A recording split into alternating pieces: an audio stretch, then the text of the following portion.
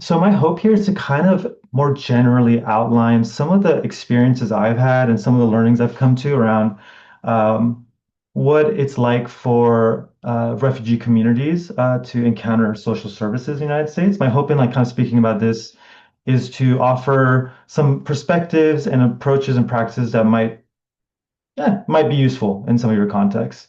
I want to be careful about saying useful because the term refugee is a legal term. It's not a culture or a thing. And so how it intersects with various communities uh, is looking at a lot of different particularities.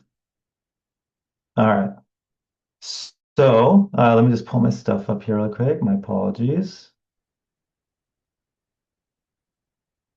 All right.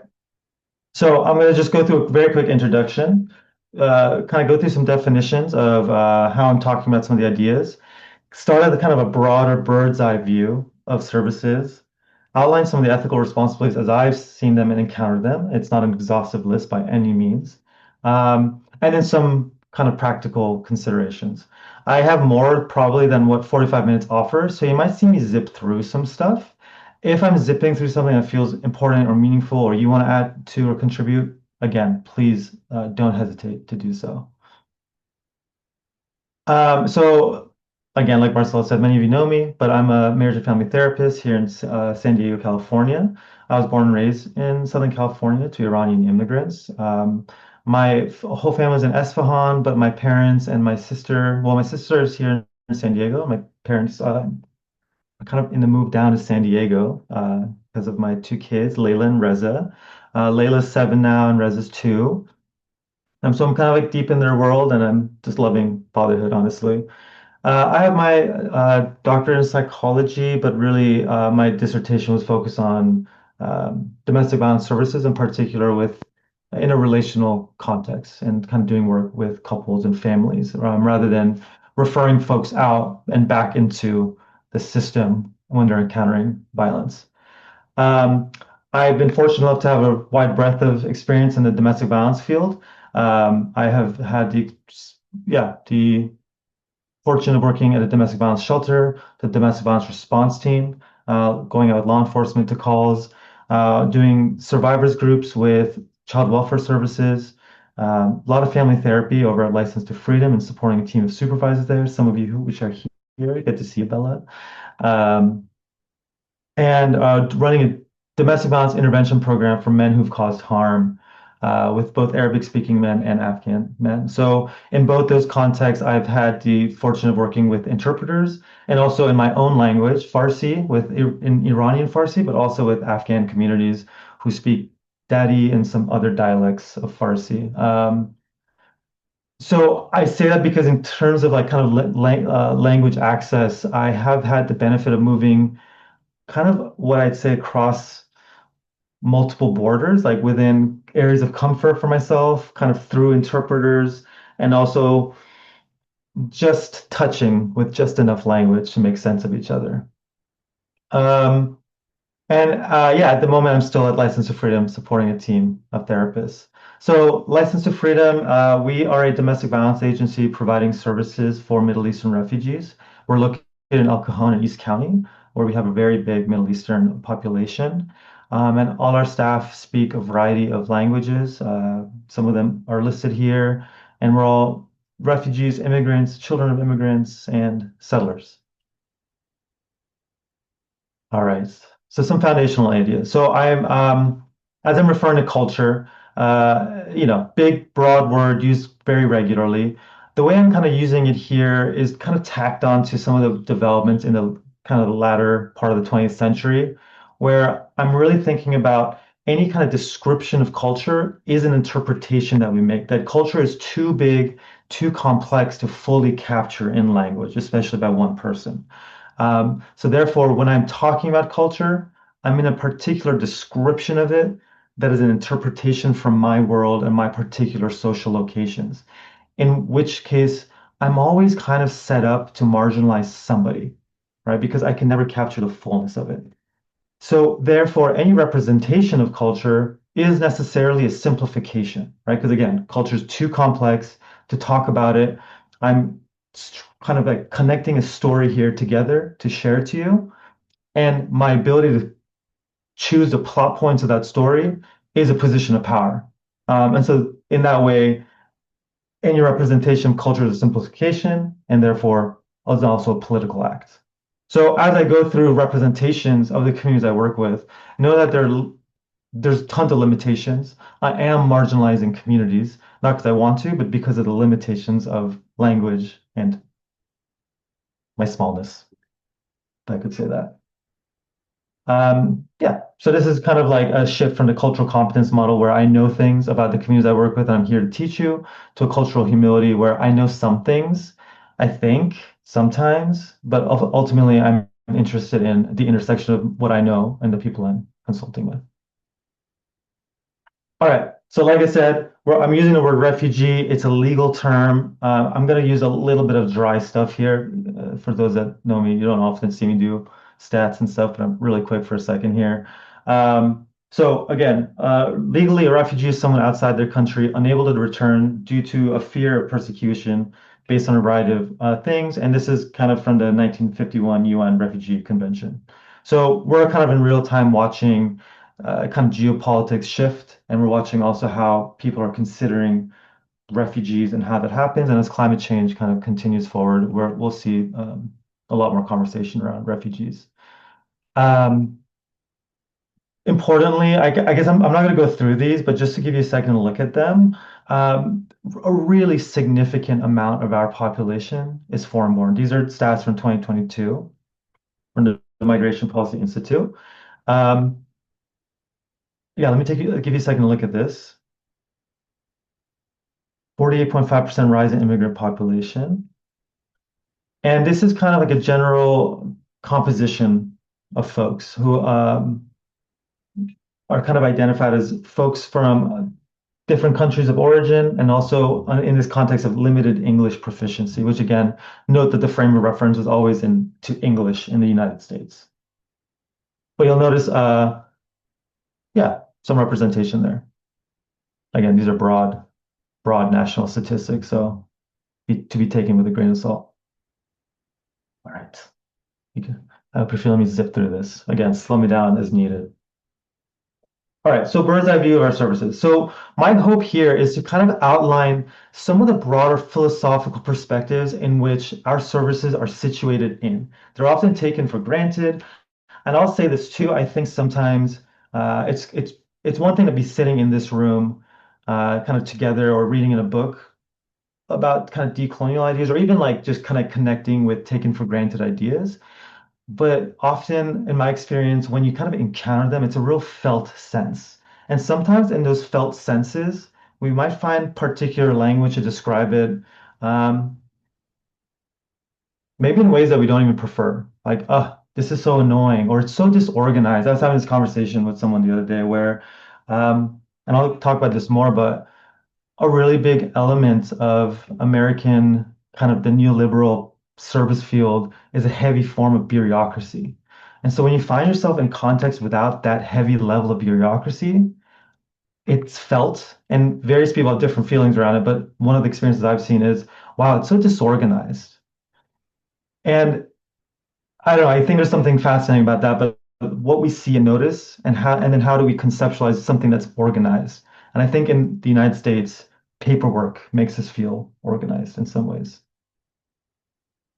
So some of the legacies of European Enlightenment are threaded through very firmly through our services. Um, and one of the big ones here is modernism, right? This idea that there is an objective truth that we can come to know and understand. It privileges rationality, that we are rational creatures. And then when we encounter particular knowledge bases or ideas, that we will make rational decisions and change our ideas. It prioritizes the individual. So in some ways, and I'll talk about this next in liberal humanism, but that we kind of are addressing the fountain of experience that comes internally.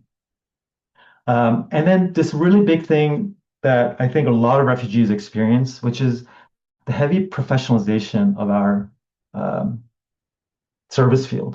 And what I mean by that, and as I refer to refugees, I'm gonna like refer really to the Middle Eastern refugees because that's kind of the context I've most encountered. And by Middle Eastern, I'm referring to folks from Palestine over to Afghanistan, as well as folks. I've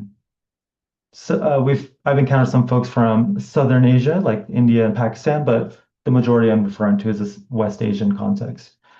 Um, so professionalization, if you consider a context where you kind of are constantly moving up, like as you get your master's, you're kind of getting into a more applied and very specific area of knowledge.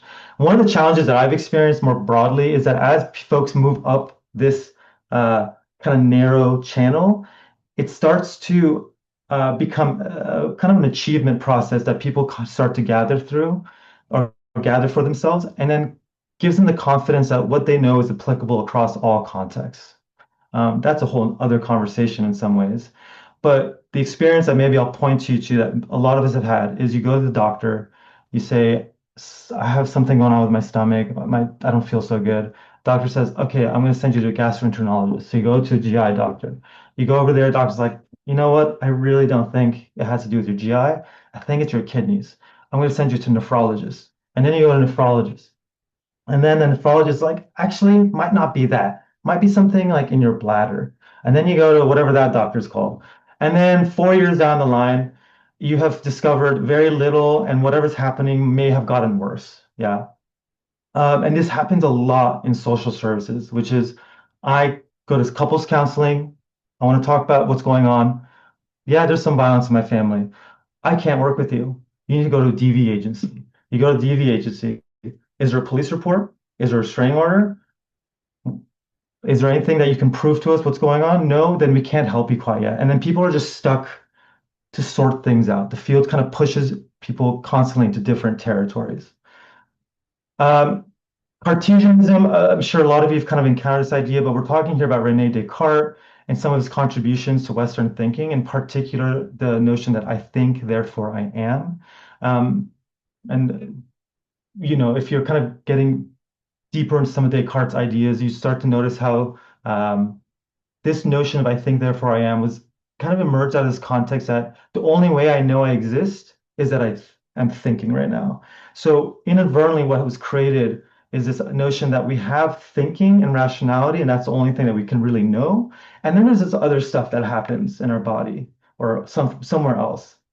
And when you consider language, other linguistic contexts, and if you speak another language, I encourage you to kind of be thinking about some of these words or ideas in that other language and see if you can find some applicability. Because, for example, in Farsi, um, this distinction isn't so clear. People can translate it into Farsi, but when folks in Farsi, in my experience, are referring to themselves, it's usually housed in the concept of the ruh, which is like the soul, I guess, is the closest thing. It's kind of a more metaphysical at times and a little bit more full picture than a brain and a body that then work together.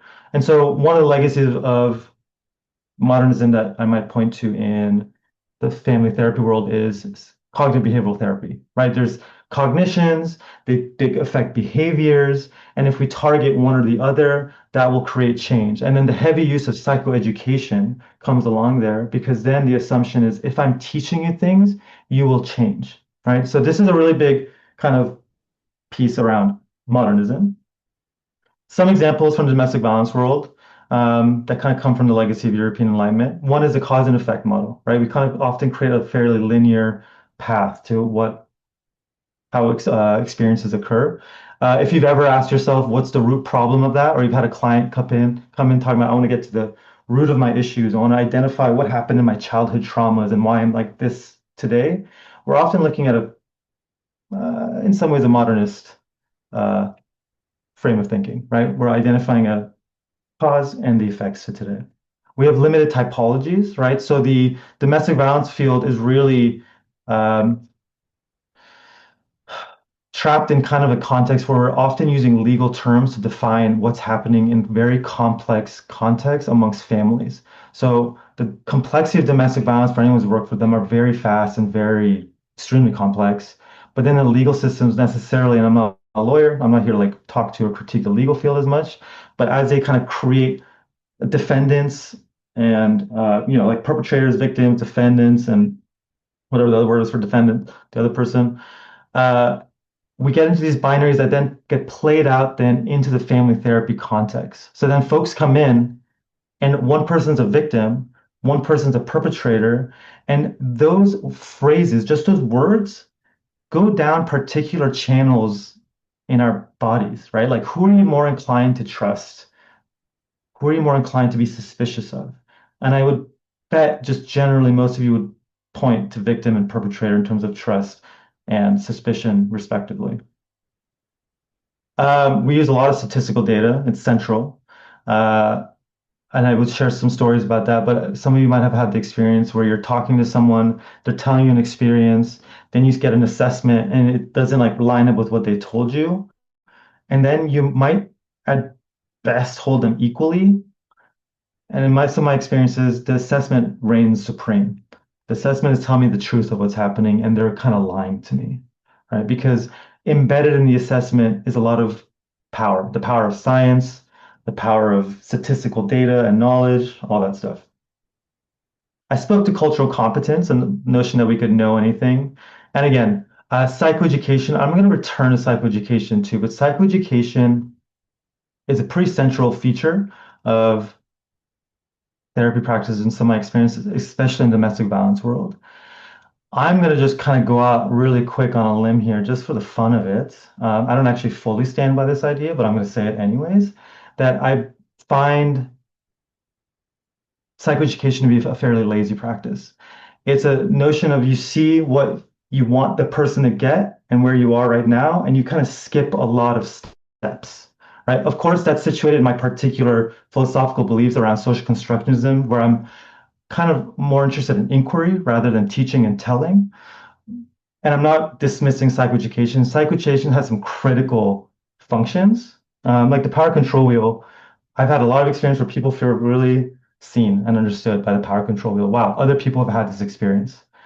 But it should not be a substitute for supporting someone and making sense of an experience with you, if that makes sense. Again, I'm speaking to family therapists here. I'm not speaking to everybody. So liberal humanism, again, then it's a really powerful American force. All of you are probably very familiar with this very Western kind of perspective that, again, internally is where our experiences are located. We are individuals that kind of prefer freedom and critical thinking. If you give us knowledge, we'll make better decisions. And so we're kind of always at the behest of choices that we would make. Anything that we do is a choice. So one of the kind of the inadvertent consequences of liberal humanism in the domestic violence field is that question that often asks folks who are leaving a violent relationship is why didn't you leave sooner, right? Like why didn't you make a different choice before? And it's not just asking people that, we ask ourselves that. The really common question, especially for any of you that have worked with survivors of violence, is I can't believe I let that happen to me. I cannot believe I was so stupid, right? And so the notion is that it kind of like it kind of obscures broader environmental context, right? Because in some ways, when we're looking at domestic violence in the United States, when we're talking about survivors leaving, we're talking about social safety structure nets, right? Housing, water, childcare, food, healthcare. These are all things that keep people in difficult relationships. There's a phrase in Arabic that I really like. I don't speak Arabic, but it just captures a lot of my experiences with survivors and just families is it's better to live with the devil in your house than the devil in the streets.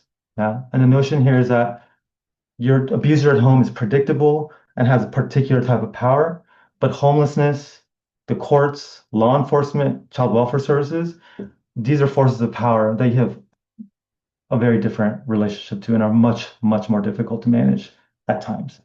Again, I need to like be mindful as I'm going through this too in my particular social locations, um, like in my maleness and some of the context that I hold that, yeah, I have blind spots. And I'm not here to say that extreme forms of violence and distressing levels of abuse occur because they do. And those are really legitimate contexts where at times we do need some sort of agency, whether it's law enforcement or child welfare service, to intervene and separate people for safety. Um, but much like some other contexts, it's really difficult to punish people in a change. It's really difficult to like use the same tactics of power and control that we're kind of protesting our clients to not have against them, right? Like if you don't abide and comply by these things, we're going to take your children away, which is a very common tactic used by child welfare services. And one of the very kind of common colloquial ways you'll see people talk about, you'll see liberal humanism show up in Instagram and TikTok, is that we need to process trauma to heal. Okay, I'm lingering on stuff. I need to keep going. So, what I'm going to speak to about neoliberalism is something that you're all familiar with, and I'll say it like this quickly, is the best nonprofit is not the one with the best clinicians or theoretical models or practices or whatever. It's the one with the best grant writer. If you have a really good grant writer, you will continue to get more funds and you will continue to grow. And now you're in a this neoliberal competitive playing field of nonprofits fighting for grant monies to deliver services. And so your grant writer's ability to write a narrative is the best thing, is the best place to put your money, right? So money always wants to go back to itself, and the world is shaped. The lens of the world is really shaped by money once we have it. Yeah. So as agencies get bigger and bigger, you start to see this happen where the ethics shift, conversations and meetings that used to be about community ethics and what do we stand for, what are we trying to do, shifts to billing codes, funding strategies, fundraisers, stuff like that. And one of the things that I think the contemporary are kind of, and this is from Zizek, is the contemporary self is the postmodern neoliberal self, which is a person who gets to kind of choose whose self is a project that needs to continually be worked on. In that project, we pull in achievements, and we have to, there's really not a context where you can't not work on yourself, right? And in some ways, people refer to this around burnout culture, right? Because you kind of go hard for a little bit, and then you're like, okay, I cannot like do the gym for 2 hours a day and do all this thing constantly. Like I was saying, I'm just gonna let loose for a couple months. Oh, okay, now I need to like really get back to it. And in a postmodern neoliberal context, there's never a context where you don't get to get what you want, right? I want coffee without caffeine. I want milk without lactose, right? You can have all the things without the essence of what it is in some ways. And this is from Zizek, right? So that's kind of like the kind of a playful way of describing that. Also, a big part of this neoliberal piece is the epistemology of ignorance, where certain things are intentionally kept out. This is from a feminist context, and the example here is the NFL knew in the 80s that uh, just constant concussions and brain trauma causes CTE, which causes significant challenges for people. That leads to like uh, brain damage, suicide, and a lot of different things. Here in San Diego, we had Junior Seau 20 years ago, if you remember him or so, and he killed himself due to CTE, but he shot himself in the chest to kill himself to preserve his brain for science. Like kind of an incredible form of activism at the end of your life. Now, neocolonialism, I think in some ways it's, and I don't know, Marcel, if you agree with this, but it's kind of in fashion in some ways to talk about decoloniality, neocoloniality. I guess it depends on the territory you're in. The challenge that I have, that kind of the language of decoloniality and neocolonialism kind of takes on is that it's very broad, right? In some ways, I'm referring to the decolonial project, right? That there's different contexts that decoloniality should be considered in or applied, but it's not a universalized approach. And also, in the United States, decoloniality it tends to be a fairly progressive position to take, right? Like I'm against American imperialism and I'm kind of mindful of the West and I want to kind of like push back and resist however much I can.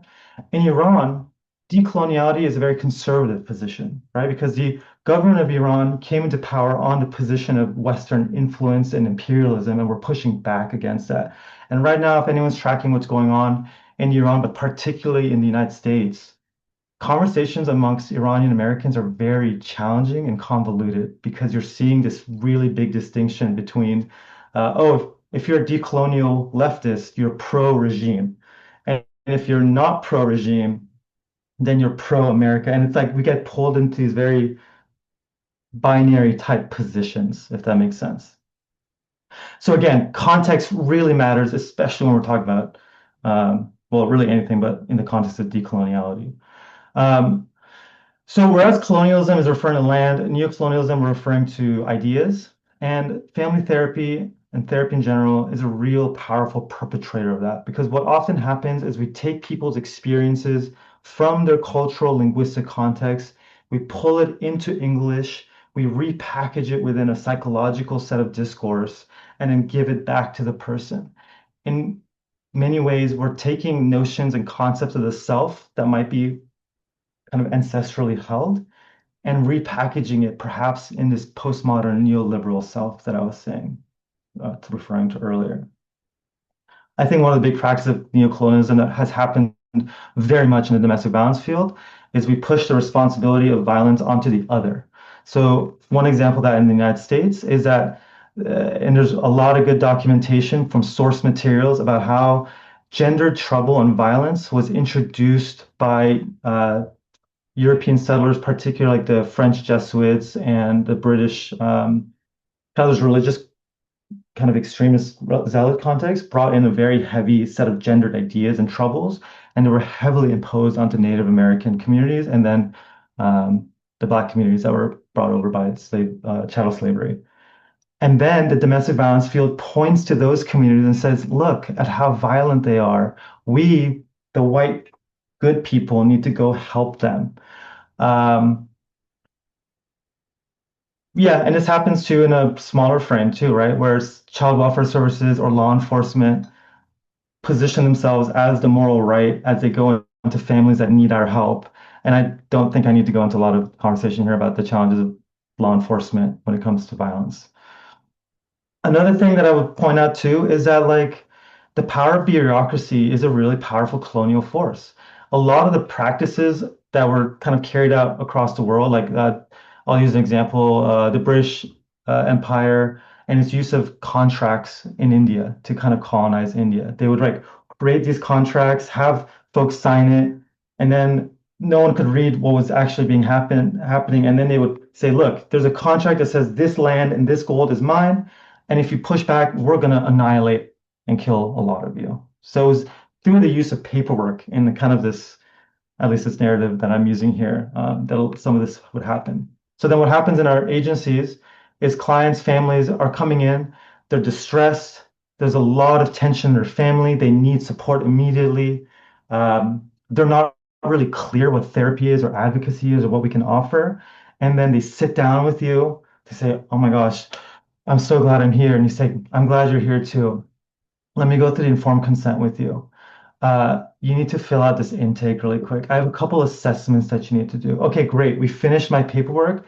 Next week, when you come back, we'll really get into it, right? So the central first thing that happens that people encounter is bureaucracy and the needs of the agency and the grant writers, ultimately. I hope you're kind of like seeing this tiered system. Okay, ethical responsibilities. I hope I'm not talking too fast. If you have questions or you have things you want to share, just please let me know. I can slow down too. Um, okay. So one of the things I'm like really, really trying to do, and I say try because hold on, I want to navigate a little bit of a contradiction here.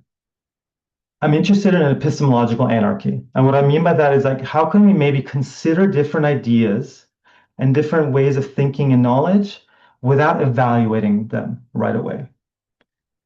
Kind of engaging with them and kind of wondering and being curious, right? And I think in therapy, we as a therapist hold a lot of power. So it's actually our responsibility to support an epistemological anarchy. Now, the challenge of this position is that it assumes perhaps a rationality or kind of a rational approach where you can be emotionally removed or kind of move through epistemologies without feeling a reaction. And that's not exactly what I'm suggesting, but rather that as you're moving through epistemological position, being mindful of and tracking kind of the affect and the energy or emotion, whatever word you want to use there, but this thing that happens beyond an intellectual, rational thing. So in that way, reconsidering the centrality of rationality, that in fact, how you feel about something is incredibly informative.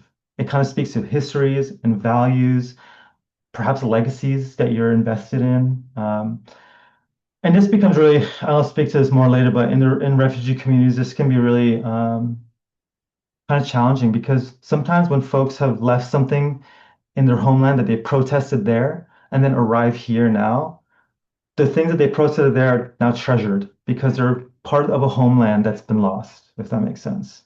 And so what then becomes held closely or emotionally isn't static.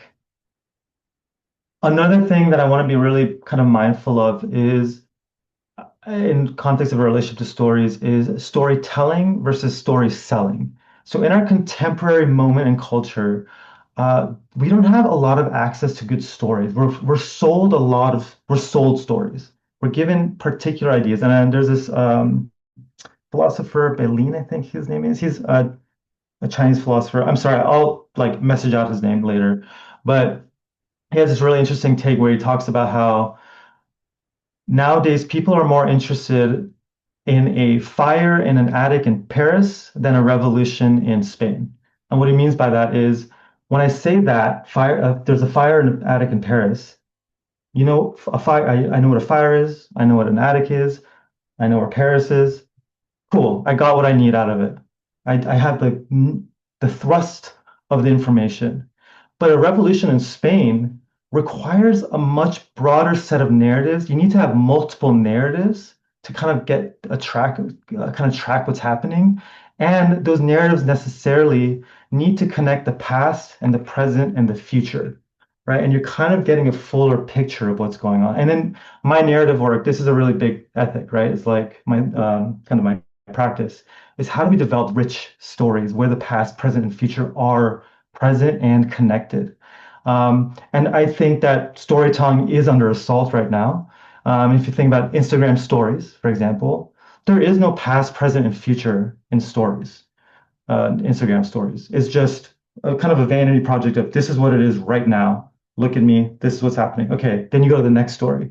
And you're not often afforded a moment of time or the boredom to just process what is going on. You're kind of flipping through quick stories back to back. And I think this is affects not just on us and how we view ourselves, but also our relationship to the clients' stories that we're in, perhaps in terms of patience, perhaps in terms of interest in developing a rich story. I don't know. This is still something I'm thinking about, so you can take it from here into your own worlds. The last thing I want to kind of support, which feels challenging to do sometimes, and kind of goes back to the psychoeducation thing, is taking a parhesiastic stance. And what I mean by parhesia is talking about something without trying to sell it or tell someone or convince someone. You're just kind of talking about it. And this is a really particularly challenging thing to do in domestic violence, right? Because necessarily the stakes are high, there's a sense of urgency, but I do believe that there's something useful about how to stamp out a context or space to be in a pargiastic conversation with someone where it's not directional, it's not outcome driven. I'm not trying to tell them to do something. I'm really trying to understand and learn. And in that understanding and learning, in that process, we're both changing. I'm changing, and so is the client. So it's really kind of pushing back, in my opinion, on interventions. I really think there's a tyranny of interventions right now in mental health, and that if folks don't feel like they're doing something to intervene, they're not doing anything at all. And I think this is a really, um, I think it can be limiting. Explaining rights honestly, what I mean by this is, like, for example, the limits of confidentiality. Therapy is not confidential, right? We tell people it's confidential, but then when it comes to some of the most important things that people need to talk about, it's really not confidential, right? Oh, you want to talk about suicide? I might have to take away all your rights. Oh, you're telling me about something that's going on in your family home? I might have to take away all your rights or take your children. I mean, as an example, I remember this is like 15 years ago now, but we had this family that we were working with, and they were involved with child welfare services. And I remember that uh, the social worker had called me. It was an Iraqi family, and the social worker was a white woman, and she had called me, and she's like, "Hey, like I want to check in with you about this family. We have a lot of concerns about mom's mental health to the degree that we're really thinking about like a temporary like removal and having while mom gets treatment." And this was like diametrically opposite experience of what I had of the family. So I'm like, please tell me more. And so effectively, she's talking about how she went into the house and things were kind of like not in place or kind of organized or clean enough as she'd like. But then her big concern was when I went into her dishwasher was full of plastic bags. And I'm just really concerned about her. And very fortunately, I was there with my our executive director, Dokwas, who turned around and said, "Do you know that if you go to any Iraqi house here in El Cajon, you'll find plastic bags in their dishwasher because they just don't use their dishwasher. They all use it for plastic bags." I couldn't explain any of that to you and why, but that is just a cultural thing that they do. But in the context of this social worker and her gaze on this person's house, the plastics bags in the dishwasher signified a really problematic issue that was housed in a mental health issue that needed to be treated, that justified the removal of children, right? And back to colonialism. Colonialism does not happen without moral justification. Like there's constantly a moral process being constructed by the person in power to justify what's happening. And I suppose, at least in my experience, that you have all encountered contexts in your community or like in your workspaces where people are justifying taking pretty powerful acts based on very limited stories. Yeah. So So then the question to you then is how do you explain rights honestly? How do you kind of share these pieces of confidentiality and their limitations and build enough trust to work forward or move forward with a client? How is documentation used? For years, for years, child welfare services would tell clients, don't worry, just because you're involved with social, or no, sorry, they would tell us, therapists and staff and stuff, don't worry, if you do a child abuse report, it will have no effect on, it will have no collateral effect on immigration. That was a big concern. And I'm going to bring in some language from author Huria Batelja, where she kind of recounts this interview with a black interviewer, a black man interviewing a black woman who was a survivor of sexual assault. And he says to her, why didn't you go to the police or call or like report what happened? And she turns to him, she's like, because I couldn't bear to see another black man in jail. And this is like a real powerful issue that our families are confronted with, which is I need help, but the help is not trustworthy. And the help is actually more likely to make things a lot worse. Um, yeah. And so I don't know, as we are kind of thinking about so as the social workers have said this for years, like there's no collateral immigration. The last 2 years, well, definitely more, but for sure the last year and a half has made that completely untrue. ICE is using social work or CPS information to create context for why people need to be deported. Yeah. Um, so then the question I often ask trainees when we're up against CP mandated reports is how and when does the state get involved? When do you believe that things are bad enough that you need a state apparatus to take over? And that's not a universal question. It requires context to answer. But that's how I'm thinking about that because my experience is generally that conversation tends to go through channels of fear that center the individual's needs. Like, I'm afraid that if I don't report within 36 hours or whatever the number is, my license is going to be gone or I'll get fired. The use of fear is a very powerful tool to make us comply with the state, and the mandates are a very powerful use of that. So I don't know. So if you're in the world of therapy and you're thinking of your work as interested in activism, I think this is a really critical place to be thinking about some of that. So to further that piece, What is our relationship to CWS, law enforcement, and other state apparatus? For example, for me, law enforcement, I have a lot of troubles and problems with law enforcement. There's a lot of concerning things. Also, domestic violence is a very dangerous thing. It's very explosive, it's very volatile. In the United States, where people are indiscriminately armed, I think something like law enforcement probably sometimes does need to intervene. So it's one of these things where like I can see and I've seen the usefulness of law enforcement and law enforcement intervention, especially in extreme violence. Like you just need people to be separated and you need people with in the United States with guns, unfortunately, to do some of that work. I certainly wouldn't be sending my trainees to do that or myself, right? Um, but I wish I could trust them. And I wish I could like know how to work with them. And I wish that when we work together, it was collaborative and not me at the like having to just do whatever they say.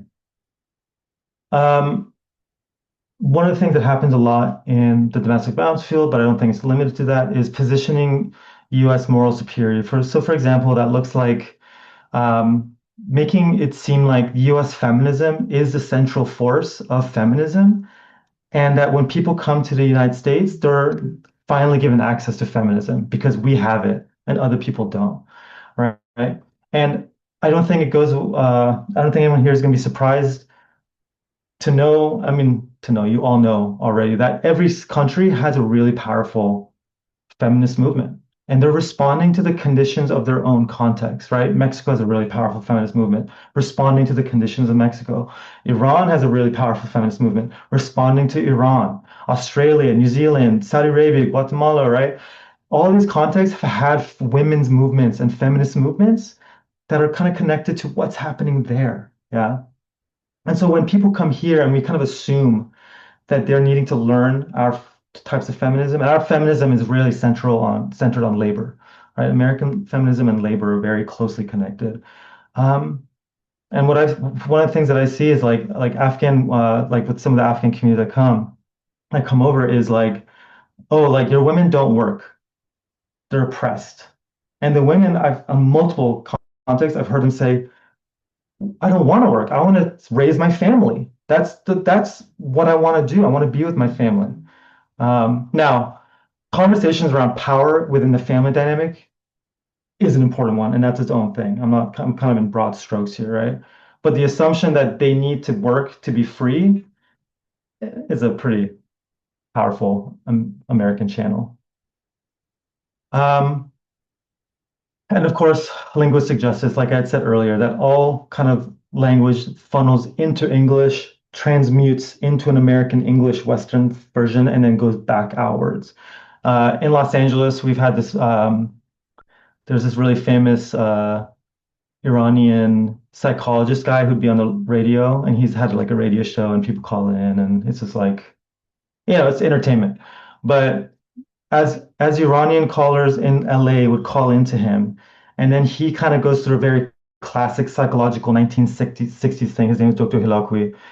He you can kind of start to see how Iranians start to reconsider their experiences and themselves through the lens of psychology. And also, he had an internet radio thing so that people in Iran now are also being exposed to this, right? So you have like a powerful channel of colonialism happening through entertainment, but like with the use of psychology. So you have entertainment, but then the power of psychology saying, this is more than entertainment, this is truth. So I'm kind of describe my positions often as a decolonial post-structural feminism, which I won't get into too much detail because of time. I'm going to stop soon.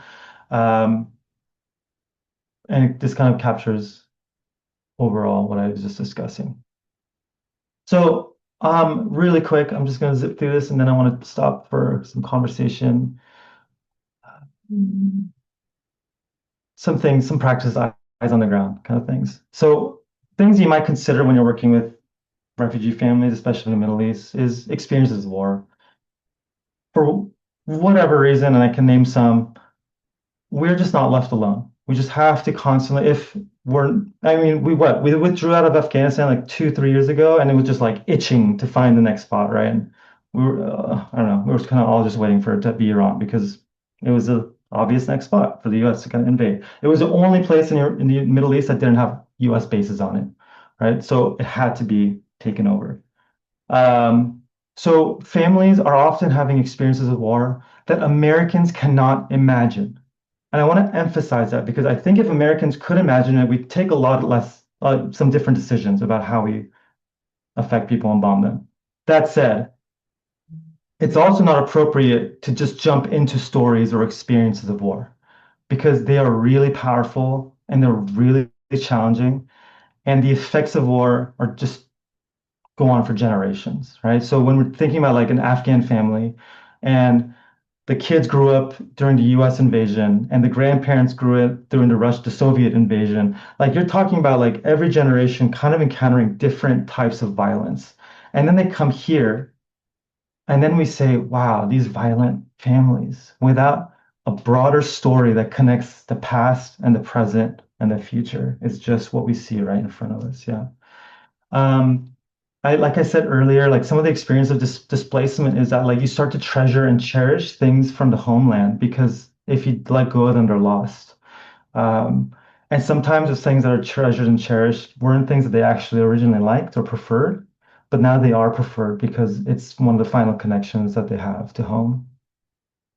Um, I really, one of the things that makes me really proud and happy to be a family therapist is that it like really aligns well with the communities that I'm working with, that the problems happen within the family. And I don't mean that in kind of like a family therapy way, where if we think about like a modernist position being, or maybe a liberal humanist one being that experiences are internal, the problems are internal, so we address it internally with like coping strategies and grounding techniques and all that stuff, to family systems that came out right in like the 60s, 70s, and then it was like, oh no, problems are in the family system. So the way that like there's various hierarchies and enmeshment and all this and triangulation, right? And all the things that came out of systems.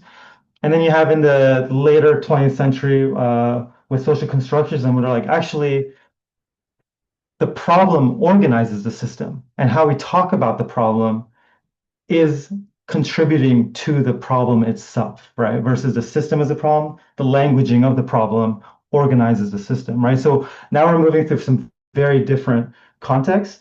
All that to say, wherever you might land in that, a lot of the families that I've encountered and worked with are not coming in to do individual work. And when they are coming to do individual work, it is not located in this internal central place. It's part of a broader community family set of pictures. And again, the view of the self is so different. Like even as I'm kind of talking about like the narrative self of the view, that's still centering an English kind of American set of perspectives. And so really taking some time to ask people how they think about themselves, see themselves. Like in Iran, in the United States, when I meet people, hi, what's your name? What do you do for work? What are your hobbies?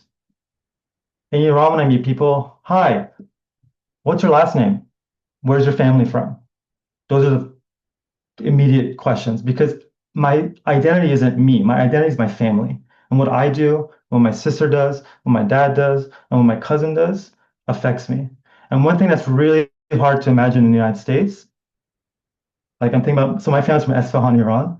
It was like the capital of the Persian Empire. So it's really old.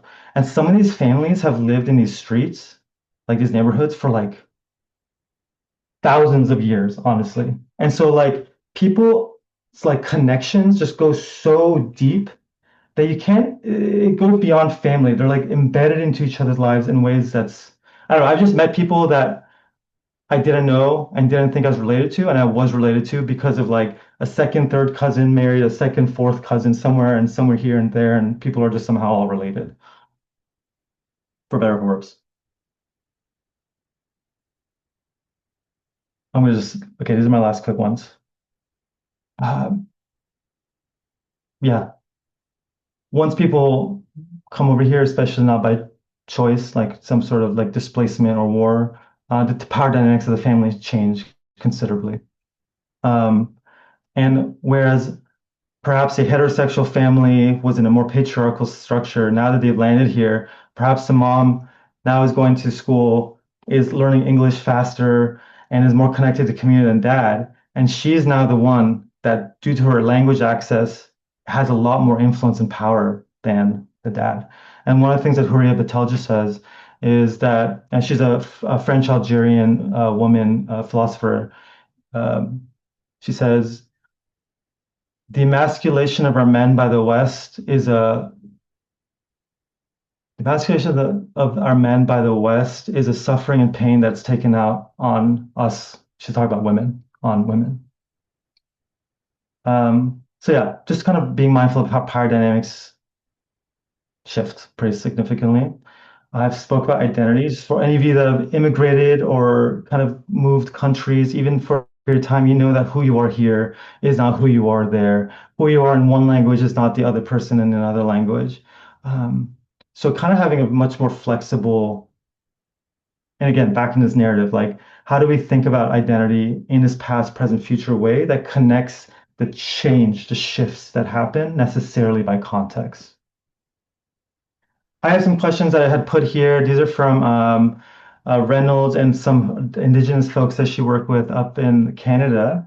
It's from a PDF actually. It's like a book that you could probably find online if you want. I can send it to you. Called "Disrupting Current Colonial Practices and Structures," and it's kind of a handbook for nonprofits and other teams to go through to kind of engage with decolonial efforts. And so this is some of the questions. I threw in a couple of my own, but these are largely from that. But yeah, I would speak forevermore, but I'm going to stop there and pause and turn back to you all for any comments, questions, stories of your own. And Marcelo, maybe I'll let you jump in here too for facilitation.